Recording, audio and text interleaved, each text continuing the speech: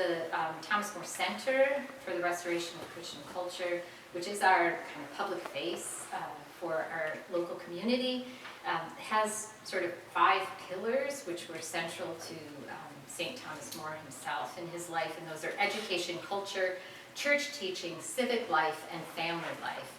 And I think this panel discussion on localism nicely brings together all of those 5 topics. So it's kind of a win-win-win-win-win for us. And part of the impetus for this panel discussion, well, the central impetus for it was the publication of this volume, Localism. Sophia Press published this in 2024. It was edited by our son-in-law, Michael Warren Davis, and it has a number of contributors. So we have volumes of this for sale this evening on discount. It's $16. We're primitive, so we don't have like a card reader or Venmo. So if you want to write an IOU, or if you have cash, or if you have a check, you can purchase a copy this evening. You can have it signed by 4 of the, I don't know, how many contributors? 20? The 4 that matter. The 4 that matter. It could be like your, you know, football or baseball. You could go around for the next few years and try to find Marco Rubio and James Matthew Wilson and whoever else contributed and get them to sign it too.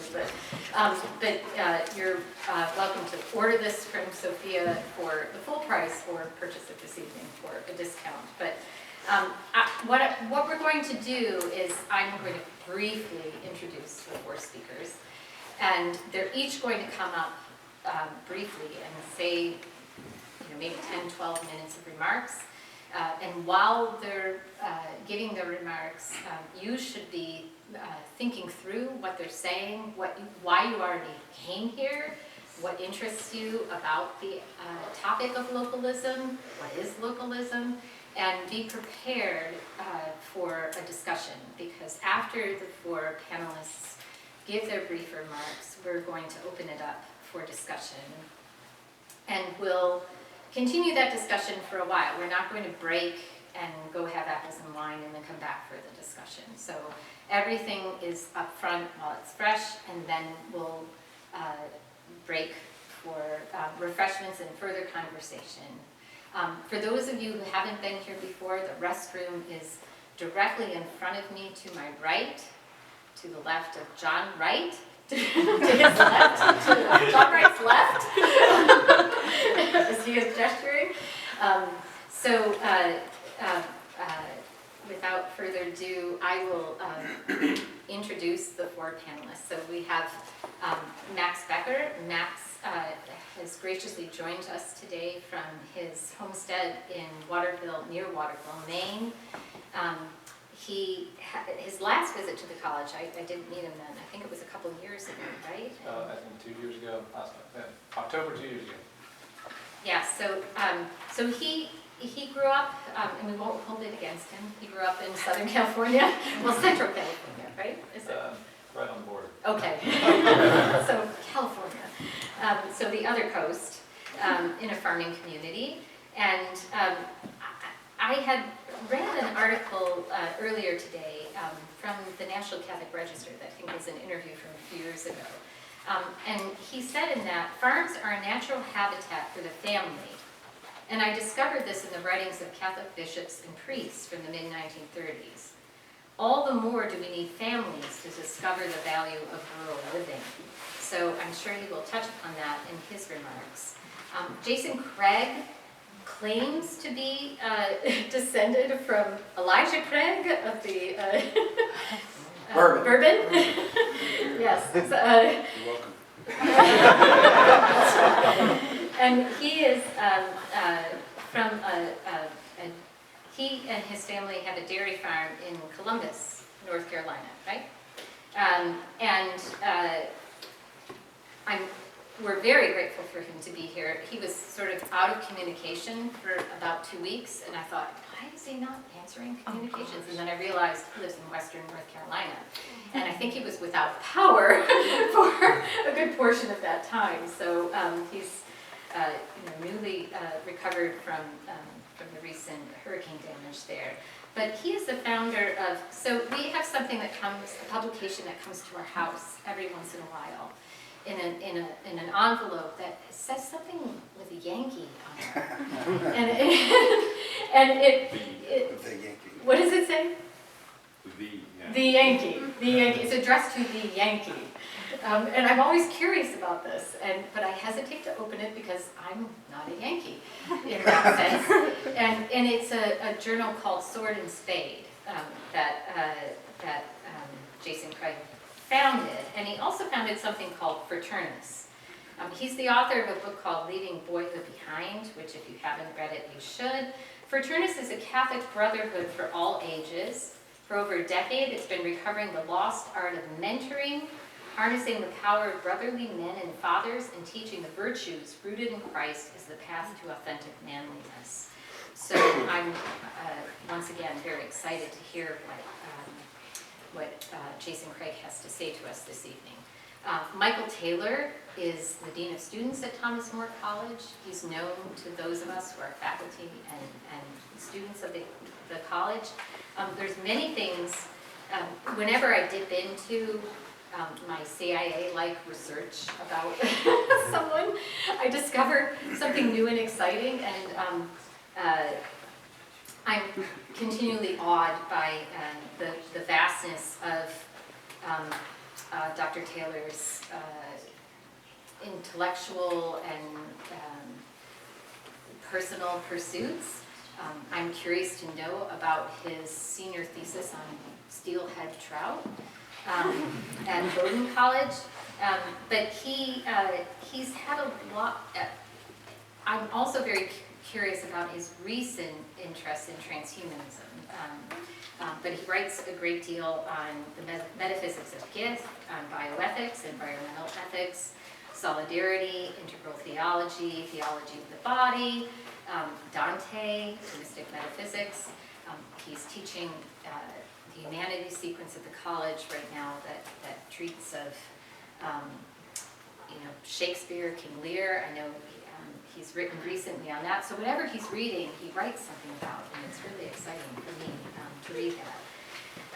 So our final panelist is someone I've known for a long time.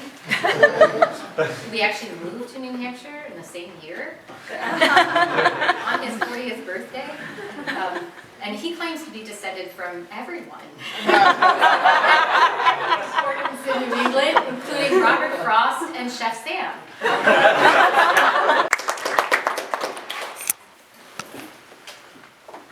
Thank you, Amy, and very good to see you all. When Michael Warren Davis approached me to make a contribution to this collection, he asked me to write something very practical about how to move from not being a homesteader to being a homesteader. So a lot of my essay is oriented toward pragmatic suggestions of how to move from one life to the other. We can talk for a long time about that, but for the few minutes I have with you tonight, I want to focus on a spiritual theme from earlier in the essay, where I write about farming as a vocation, and I want to talk about what farming as a vocation has to do with localism, which is the theme we are discussing tonight. So in the introduction, Dale Alquist talks about how it's hard to name a movement. It's hard to find a name which accurately describes everything that a movement is, and the distributist league was no exception. Eventually the name distributism came to be used to describe the movement, and that was the name under which many of us rediscovered this movement in the last few decades. We turn now to a new term, localism, because distributism, as he points out, can be misunderstood to be something of a redistribution of property, which it has been, it's been construed to be that, but it's much more. Even the word localism doesn't fully describe the movement at hand, which I think Dale bears witness to by saying multiple times what localism is. And he's trying to approach it from all these different angles. Dr. Fahey, in his essay, which takes the form of a dialogue, says that he prefers descriptions to definitions. And he even goes so far as to say that localism is a bad word to describe a good thing. In Mr. Craig's essay, toward the end, he talks about some objections that people bring to localist enthusiasts, and that these objections often come from a certain fear, fear of having to change the status quo. And I've encountered this fear, and I find that it often runs along the lines of, do I have to farm? Does this mean I have to be a farmer? Does this mean that I have to give up my career, change my life? Are you going to make farmers out of all of us?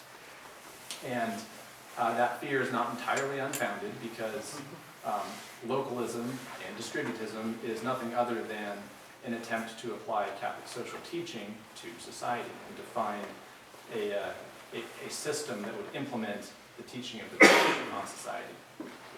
And when you look at Catholic social teaching, there's very high praise for farming as a vocation.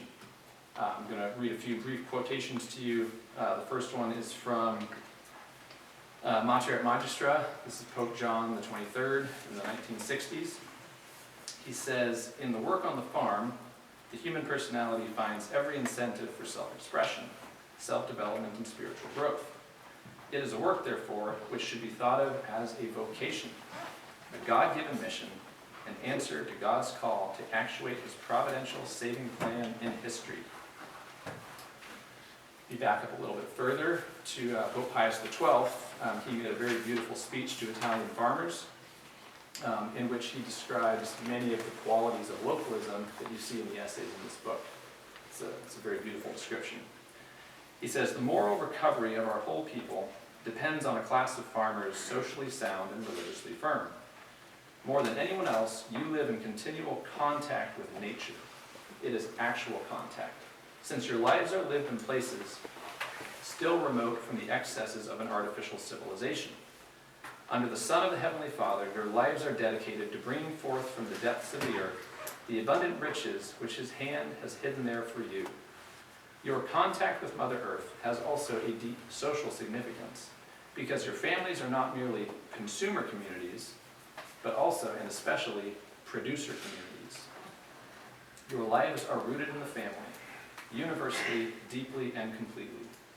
Consequently, they conform very closely to nature.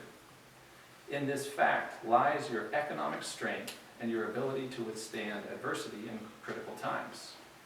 Your being so strongly rooted in the family constitutes the importance of your contribution to the correct development of the private and public order of society. You are called upon for this reason to perform an indispensable function as source and defense of a stainless moral and religious life. For the land is a kind of nursery which supplies men sound in soul and body for all occupations, for the church and for the state. So much the more then must great care be taken to preserve for the nation the essential elements of what might be called genuine rural culture." You back up a little further. His predecessor, Pius XI, in a radio address in 1941, said the following: "Of all the goods that can be the object of private property, none is more conformable to nature, according to the teachings of Rerum Novarum, than the land, the holding in which the family lives, and from the products of which it draws all or part of its subsistence.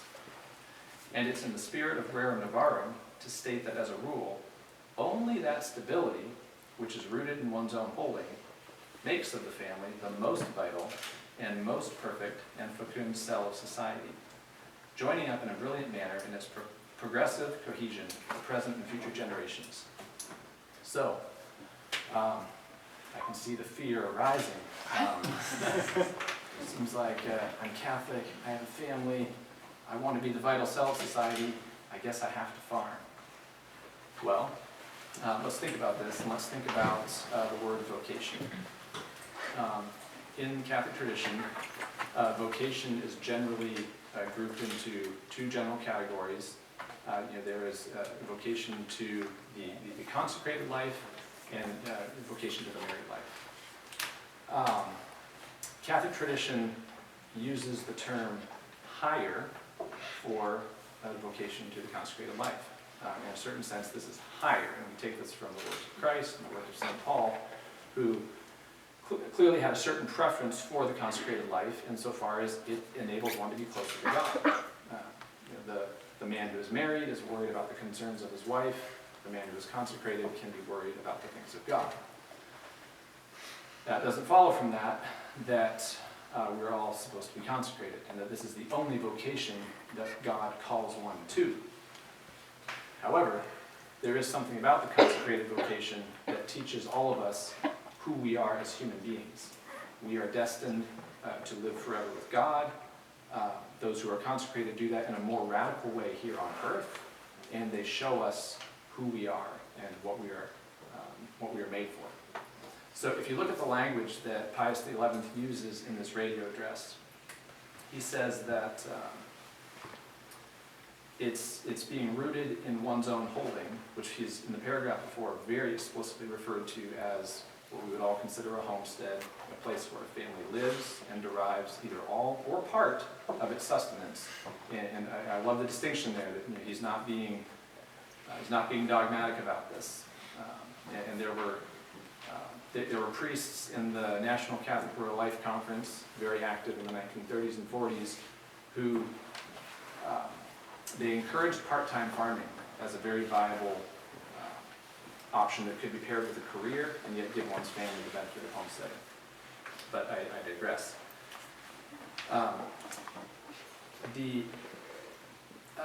One's own holding makes of the family the most vital and most perfect cell of society. It seems to me that the Pope is drawing an analogy here to the consecrated life, that there is a certain perfection of family life, a certain zenith of what a family is able to achieve in the context of a homestead, rooted in a place, as Pope Pius XII so beautifully said, in constant contact with nature, raising men of sound soul and body for the church and the state. It seems that there is a certain perfection of family life that exists on the homestead. So in the same way that we need not all be consecrated in order to benefit from the consecrated state, I think it follows that we need not all be farmers, but we can still encourage farming, hope that more young people will pursue this way of life in the same way that we pray for vocations to the priesthood and religious life. We can pray for vocations to the homestead. Now, if this is the Catholic vision and localism is the implementation of Catholic social teaching, hopefully that helps to assuage the fear that would lead to some of the objections to localism as a theme. I will leave it at that, and I look forward to your questions. Have notes. So keep me on time. Dr. Fahey invited me from the South for the panel because he wanted someone from America. I've been saving that one. I wanted to tell it to him all since I did. I am going to tailor my remarks a little bit because I have had the experience of Hurricane Helene. And localism, Dr. Fahey and I have been discussing, we're obsessed with choice, right? And all of us probably came here to hear about ways that we could make better choices to be local, because that seems better, right? So therefore it's the better choice. Everything changes when you have no choice. And everything goes down. And I can assure you that you knew more about what was going on in Western North Carolina than I did during the week where I was gone. Because we weren't just cut off from power. That happens often. The cell towers were down, so there was no news on the cell phones. You could, I don't know why this was happening, but I think even 911 was down where we were. And something about the cell towers were being directed, or they were shut down in various places, that we could only correspond with certain people. And my neighbor across the street, who's a Catholic man, he's a butcher, who started a butcher shop across the street from our farm, he couldn't reach anyone, and we could reach a few people. We couldn't reach him, so and it was this very strange thing. Within the first night, I think it was the first day after the storm hit. Well, just so you know, also, no one was prepared. No one. We live in the mountains. We do not care about hurricanes. We don't care about hurricanes. But this one hit just right to have enough force, and it was moving fast enough that it was Friday morning when it was there, and we were all looking out the window going, we've made a great mistake. Because the day before, my friend who's from Louisiana, should we go get some extra gas? Yeah, it's fine. We're in the mountains. So we were woefully unprepared. When everything went dark, and I mean dark meaning you were getting sensational images long before I did. And to situate us, we live in Polk County, which is where Lake Lure is, which is where the dam was failing. Which apparently was big news, because the dam, and my wife, I was out trying to find gas, and she got a text that said, evacuate immediately, the dam is failing, which she doesn't have quite the consciousness of where we live. Like if we're flooding, I mean, you guys are flooding. It wasn't flooding. So we were okay, but within that first night, within the first evening, we were in the front yard with neighbors that we never speak with, along with our Catholic neighbors. And some of the neighbors we never speak with because just 2 words, video games. That's why we don't speak with them. We're not playing it, they are. And we had our Catholic friends there. We had neighbors that had need. We were sharing resources. We were making plans. And then we were playing music. And we were eating on fire, having conversation on porches, and playing music on instruments. So reality reigned because there was nothing else. And all the things in this localism book, I'm sure I believe them, but the indictment on us was that it took a disaster for us to live exactly how we think that the gospel intends for us to live. That it takes literally some sort of chastisement or judgment on us. The effect of, and I have no problem thinking of the storm as a chastisement and judgment. I live near Asheville. I don't know if you know Asheville. You obviously don't, or you would laugh at that more. I can receive it because it's for my conversion. It's for my good. And the chastisement of the storm was for our good. So my contribution to the book was, whoever brought this up, the difference between, what is the difference between a suburb and a homestead? I mean, we're using that word, we're just throwing it out, we're talking about farmers, and where did it come from? And we have to remember, the suburban home is a new phenomenon, and it is not a natural outgrowth of free market economics. It is not. It is a construct of man, and it is an invention that is new and annoying and hard to escape, like teenagers. Also is an invention of man that is new, that is annoying, and hard to escape.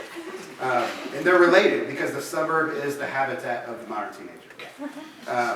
Because a suburban home is essentially a non-productive consuming unit, like a teenager. And that's why they share. This is why it's their habitat. So the fundamental, and this is new. I mean, this was an intention, and the scholarship of Alan Carlson, who was one, I think he's on the front. He was one of the important ones who got his name on the front. His scholarship is throughout the whole book, and it's indispensable to show the United States went from a small localist agrarian, country to a suburban economy, which is a consumer economy. So what is the fundamental difference between a homestead and a suburb? He mentioned it. It's just one place produces what it needs, at least somewhat, and the suburban home consumes what it needs. And you've sort of arrived when you consume everything. I mean, from your amusement to your food to even your own labor. I mean, you're sort of there when someone else is even cutting your grass, which at that point becomes nothing but a forever, perpetually adolescent, fruitless crop that requires lots of input, another consuming, non-productive thing. And you've arrived when someone else even cuts your grass for you. I mean, you were there. So that is the difference. And what my contribution was is that the great difficulty for men when we talk about localism and productivity is that when we lost productivity within our home, we lost the ability and the functionality of fatherhood to initiate our sons and our children, sons especially, but our children into a world of productive belonging, right? Of usefulness and functionality in society and within the family. The men were sort of the bridge between the family and society through their economics, right? So, because it isn't that the family was removed from the economics of society, it was that economics was removed from the family. And the family has not recovered from its complete draining of meaning and purpose by being drained of its purpose, by its functionality. So the family is not instituted by God to be together, it's to do something together. Even before there was children, Eve was a helpmate to do something. Not just, it's not bad for you to be alone because no one's going to just talk your ear off all night, right? You need a helpmate in what you're doing. Your children need to help you do something. So that when our Lord comes of age, right, when he's found in the temple, I must be about my Father's business.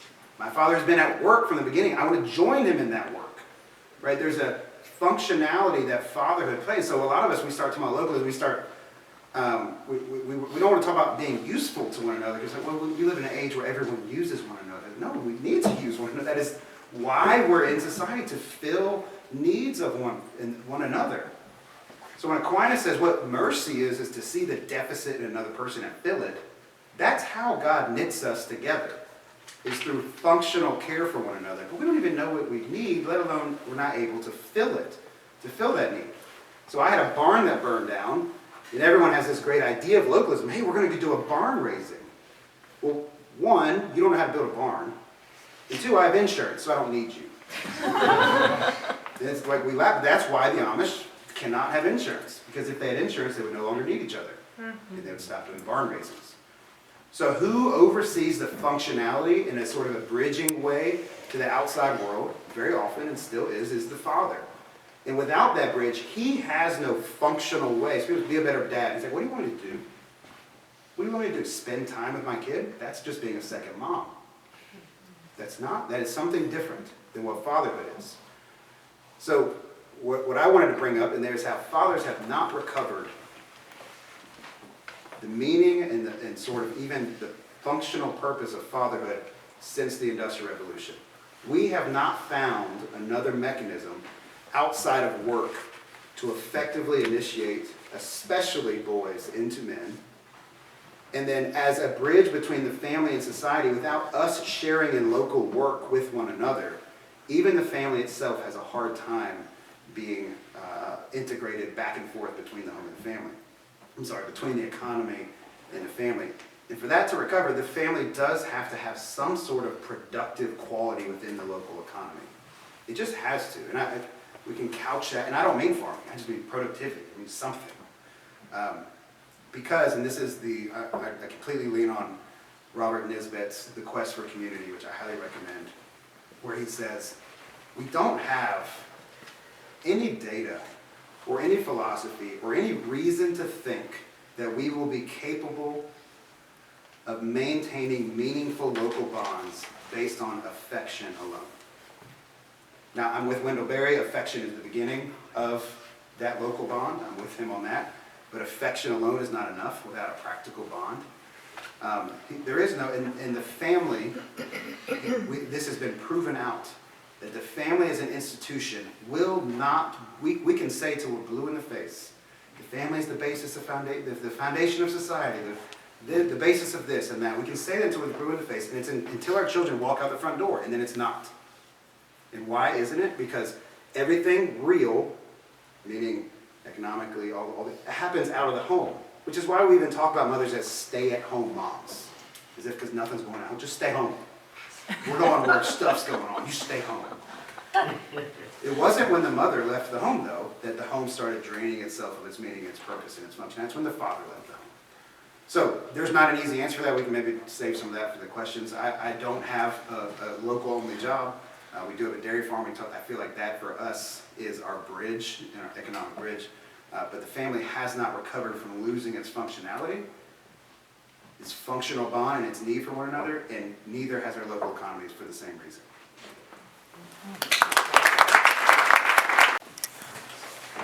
So when my wife thought we should do an evening on localism, and she said, what should that look like in kinds of what should be there, what should be at this level. I said Elijah Craig, and I meant Elijah Craig, but we got Jason Craig. No, the reason I invited Jason, well, you just heard why, but I was so taken the first time, I think the first time we were at a conference together, we were in a panel like this, and I made some responses to a question that were controversial. And he turned to me, now we had known one another for maybe 24 hours, and he turned to me and he said, "I'm so glad to be here with Fahey when he got canceled." He's a good man. So, those of you who've seen this book, you may notice what I most enjoy about this book. Localism, Coming Home to Catholic Social Teaching, edited by Dale Alquist and Michael Ward Davis, featuring contributions from, and then it lists 4 rather famous individuals, and 8 other leading thinkers. So that makes 12, and there are 24 contributions. And I know where I am in that pecking order. My son-in-law, who was one of the editors, the principal editor of this book, very kindly spent a long time trying to get me to contribute to it. And I resisted for a number of reasons, but in the end, he convinced me that I should try to contribute to it. Now, this volume is a successor volume to the previous volume called The Hound of Distributism, which is a similar book that Dale initiated, trying to get across this idea of this terrible word, distributism. And I think Dale hounded me to write that essay, and I was in a hurry, so I just couldn't find the mental discipline or the desire to write an essay. And I don't know where the idea came from, but I wrote a dialogue instead. So when my son-in-law, it was a little bit like an echo, pushed me, I thought, all right, I can do this, and I wrote this in a dialogue form. And as I was writing it, I thought this actually, the form makes sense for what I'm dealing with here, which were a lot of internal questions that I had. So rather than proceeding with definitions, a thesis, and an argument, the contribution that I've made on this question of the local is my own attempt to sort out some deeply felt concerns. The driving concern was, I'm 57, and I look upon my state, my local community, my country. So if you do the math, I'm 57. I was born in 1967. Not a jolly time for the United States of America. My youth is marked by racial riots, terrible depression, not the greatest time to be in America. And it's not nostalgic, it's not Nestorism that I can say, I'm very sorry for the students I teach, especially my children, that the country is pale compared to what it was. And I feel obligated as a teacher to try to understand that and say something like, what is wrong? And can anything be done with a very diminished society? Why is it diminished? What's missing? And thinking about that has led me in the last few years to think a lot and read a lot about what some people would call patriotism, but what I like calling natural piety, a subspecies of the virtue of justice. I talked about this here last year. Piety, properly understood, is rendering what's appropriate and what's due, what's just, to the divine, for a Christian to God, and everything that's related to how you do that, to your family, to your country, or as it's always stated in Latin, your patria, your fatherland. So I've been thinking through, that virtue seems to be really lacking. How is that reconjured? How is that made visible again? And part of my puzzling through has been wrestling with a medieval maxim that you can't love what you don't know. And it seems to me that there's a tremendous effort in the United States to make people love things before they even know them. So part of localism for me is we come to know things, the preface to loving things, in a certain order. And that order is always knowing that which is most proximate to us. And then over time, working up to things that are more general. I would add to that medieval corollary, or that medieval maxim, a kind of corollary. We really can't sustain our knowledge of a thing without love. And the things that we truly love are those things which are known and proximate to us. So it's a sort of cycle. The other thing that I'm dealing with in this book, it was hinted at in my wife's comment, that I'm related to everyone. So I think it was 2 years ago I was giving a talk on piety, and I talked a little bit about being related to everyone, which simply means I can trace my ancestry in the United States, in New England, in Maine, back to 1616. And I have very good knowledge of the different families that pour into me. And I gave a talk on this, in fact, recommending that people should know, after all we have a commandment to honor our parents, they should know in a very particular way their ancestry. And someone said, don't you think you have an extraordinarily privileged situation? Not many Americans can sort of rattle off their genealogy for 400 years. And that's haunted me, because it's true. Sadly, most people can't. By the way, all of you have ancestors from 400 years ago. The dirty secret of genealogy is we all have ancestors stretching back. It's a matter of do you know them. And so my contribution to this book is wrestling with all those questions. And in particular, that last one. So many people feel isolated. You can hear these wonderful things about living locally. You can read all the Wendell Berry you want. But most people that I run into these days don't feel like they have any past, don't feel like they have any particular rootedness in place. Their families have moved around a lot. And so the dialogue, I try to adopt the hardest position for someone who's a committed localist. What if you were in conversation with someone who's an orphan, who doesn't think that they have any family formation or any love? How do you talk to that person about you can only love what you know and the beauty of being rooted on the land, etc.? So I'm not going to explain, I'm not going to define anything. You have to read the dialogue to see if it provokes you to think more. But that was one of the questions and concerns that I was wrestling in this volume, which I hope some of you read, and I hope that you will enjoy the 12 important people.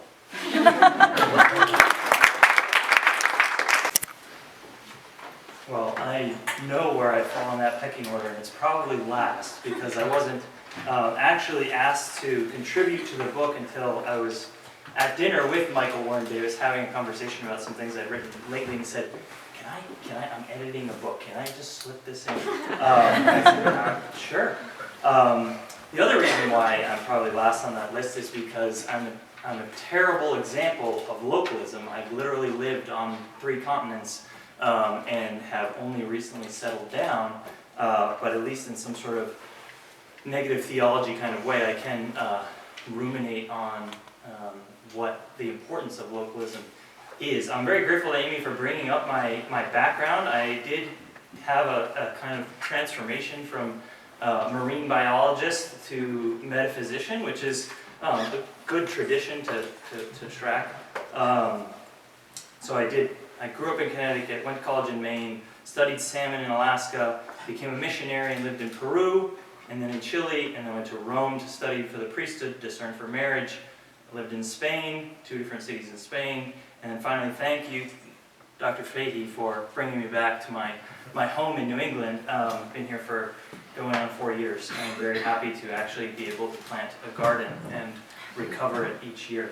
But there was a good reason that I did go overseas, and it was because I felt a calling, I felt a vocation to be a missionary, which brings to bear the paradox that my contribution discusses, which is to kind of trace Christ's calls to evangelization throughout his life, which gets stronger and stronger until finally, just before the ascension, he says to the apostles, "Go into all the world and proclaim the good news to the whole creation." So the title of my chapter is "The Whole Creation."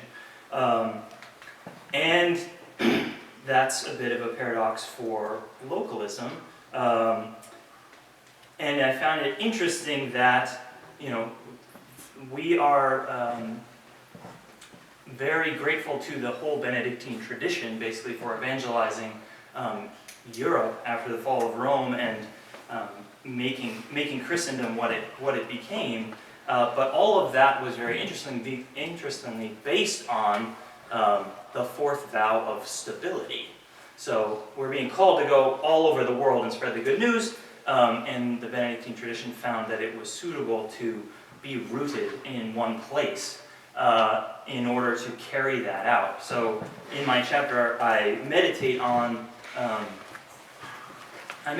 against the modern notion of the atomistic man, the autonomous man who is disconnected from anything and is an autonomous individual who is free to choose whatever he wants.